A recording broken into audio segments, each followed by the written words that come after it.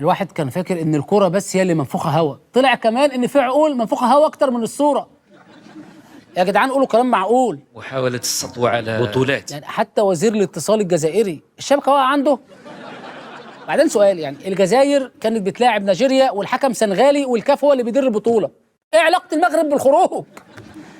يا لو سمحت بلاش تعمل مشاكل بين البلدين على الفاضي، اتكلم كلام منطقي، حل الكورة. يعني احنا دلوقتي بنحكي في المستطيل الاخضر، اي حاجة براه بلاش منها الله يخليك. انا شوف نداء الى السلطات نتاعي. انا والله واحد كيما حياته لازم نمنعوه من دخول الجزائر. حرام يدخل خائن كيما هذا يدخل الجزائر، بلد الشهداء.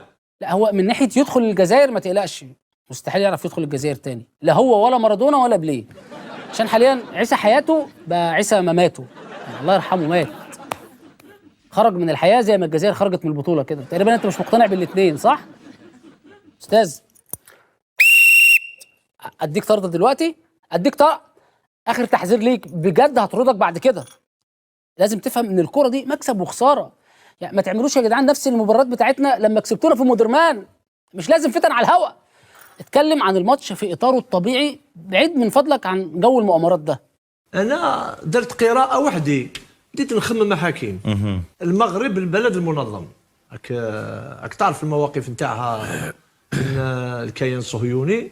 هل تقبل انت بلد عنده مواقف نزيهه وشريفه للقضيه الفلسطينيه تروح لبلد دارت تطبيع مع الكيان الصهيوني ودير لهم لا كوب دافريك؟ اسكو انت تقبلها؟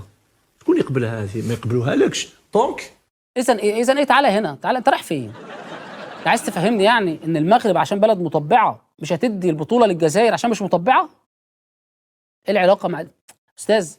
فاكر حطها في الجول يا رياض، حطها في الجول لما الجزائر خدت البطوله، تعرف ان هي كانت على بعد 10 كيلو من السفاره الاسرائيليه في مصر، يعني لو ما كانتش جت في الجول كان السفير الاسرائيلي جاب الكره من على مكتبه. بعدين معلش، انت عارف ان المغرب مطبعه من الاول، رحت ليه اصلا؟ سابوكوا توصلوا الربع النهائي على امل ان انتوا تطبعوا؟ استاذ، المواقف الرسميه للدول وعلاقاتها الدوليه الخارجيه اللي كلنا بنرفضها حاجه، والمواقف الشعبيه حاجه تانية، ما تزايدش على الشعب المغربي. ولا اقول لك تعالى، حذرتك كتير. طرد. افتحوا لنا الباب يا شباب باش نطلع الاستاذ.